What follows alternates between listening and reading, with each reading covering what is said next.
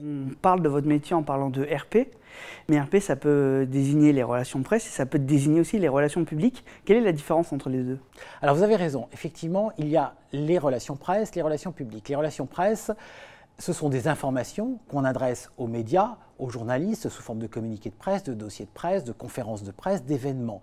Mais ça n'intéresse pas forcément les publics. Ces informations ne sont pas destinées en premier lieu à des publics, tandis que les relations publiques sont des manifestations, des événements, là, des conférences qu'on organise, mais à destination de publics parfaitement ciblés. Donc pour moi, il y a une vraie différence entre les relations presse, qu'on peut aussi qualifier de relations médias, et les relations publiques, où on s'adresse à différents publics, que ce soit des chefs d'entreprise, que ce soit des consommateurs, d'où pour moi la vraie différenciation. Est-ce que vous pensez que le métier de RP, les attachés de presse, c'est mort ça?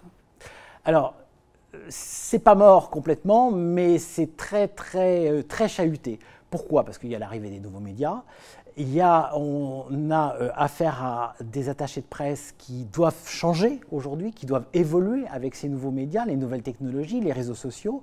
Avant, nous avions quand même deux types de presse, qui étaient la presse papier, la presse écrite, et puis la presse audiovisuelle. Aujourd'hui, on a tous les médias sociaux, les sites internet, les réseaux sociaux, les Facebook, les Instagram, qu'on doit prendre en compte. Donc il faut que nous remettions en cause, que nous changions, que nous mettions, même notre génération des 50 ans, que nous travaillions avec tous ces nouveaux médias. Et on peut y associer des community managers. Enfin, donc le métier est en pleine évolution, voire révolution.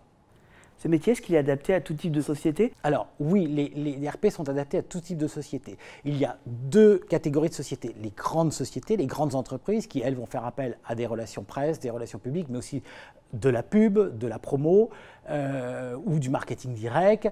Alors que les PME, les PMI vont avoir des budgets de communication plus réduits, plus limités. Donc, pour elles, les relations presse sont un outil stratégique de développement indispensable. Et je pense que notre métier est très utile et très stratégique et indispensable pour ces PME, ces PMI. À quel moment on peut avoir besoin de ces relations presse? Pour quel type de communication? Tout au début, une PME, une start-up qui se crée, a besoin de se faire connaître, a besoin de faire connaître un produit, une innovation, une offre de service. Donc dès le début, je pense qu'il faut qu'une PME s'adresse à un attaché de presse, une attachée de presse pour se faire connaître auprès des médias, auprès de ses cibles, médias professionnels, spécialisés ou médias grand public, selon ce qu'elle a à vendre.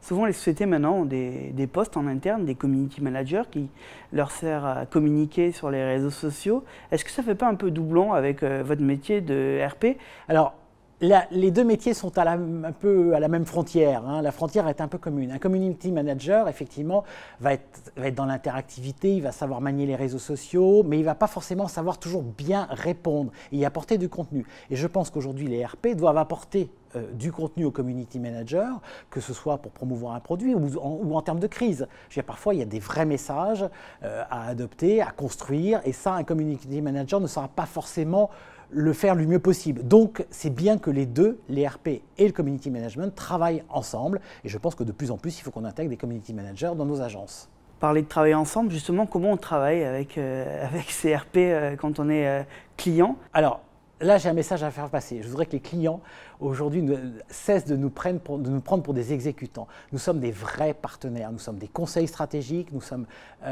s'ils s'adressent à une agence de RP, c'est pour avoir du conseil et ce n'est pas pour leur dire ce qu'il faut faire. On a un vrai rôle stratégique dans le développement de l'entreprise. Et donc, ils doivent nous faire confiance, on doit les conseiller sur le type de message à faire passer, sur le type de cible, sur le type de médias. Voilà, et c'est là où on aura un vrai binôme partenaire client-agence. Quelles sont les limites à ne pas dépasser? Limite budgétaire, je dirais.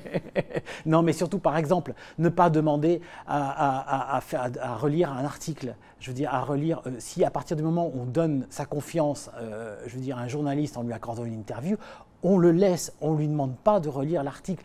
Peut-être les verbatims pour vérifier quelques informations techniques, et encore. Si on n'est pas content d'un article, on ne se plaint pas, je veux dire, à la rédaction en chef, alors que c'est un journaliste de l'équipe rédactionnelle qui l'a écrit, cet article. C'est le meilleur moyen de se griller auprès de la rédaction. Donc il y a des limites à ne pas dépasser, et en voilà deux, par exemple. On fait confiance, on est dans une relation où le journaliste est libre d'écrire ce qu'il veut, ce qu'il a envie, il investigue, il fait son enquête, et c'est ça qui est fantastique dans ce métier-là. Donc ne pas confondre communication et information. Pour moi, c'est l'essentiel. Est-ce qu'il est utile de vouloir communiquer partout? Alors non, pas du tout, ça dépend. Si vous êtes dans une information B2B, dans une société B2B, vous allez vous adresser effectivement à de la presse plus spécialisée, plus professionnelle, peut-être effectivement des magazines grand public ou des TV grand public quand vous avez une véritable innovation. Quand vous êtes sur du B2C, effectivement, vous allez vous adresser à des consommateurs. Donc là, on communique au travers de produits. Et effectivement, on peut aller sur des magazines plus grand public. Donc ce qui est important aujourd'hui, c'est qu'une information a ses cibles bien précises et qu'on ne va pas sur toutes les cibles de la presse.